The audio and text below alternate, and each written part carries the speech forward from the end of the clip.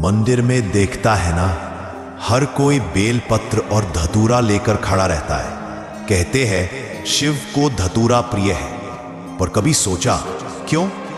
वो फल नहीं है, ना ही मीठा प्रसाद, फिर भी हर भक्त उसे शिवलिंग पर चढ़ाता है, क्योंकि उसमें एक रहस्य छुपा है। धतूरा जहर है, वो फल नहीं, विष का प्रतीक है। और शिव कौन है?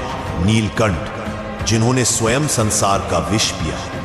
जब तू शिव को धतूरा चढ़ाता है तो अपने अंदर के जहर, क्रोध, अहंकार, वासना और मोह को उनके चरणों में समर्पित कर रहा होता है। तू कह रहा होता है, भोले ये मेरा आंतरिक जहर है, इसे भी आप ही धारण कर लो। धतूरा चढ़ाना सिर्फ परंपरा नहीं, आत्मा को शुद्ध करने की विनती है। सावन में जब तू धतूरा चढ़ा रहा हो तो याद रख, तू भगवान को कोई वस्तु नहीं दे रहा,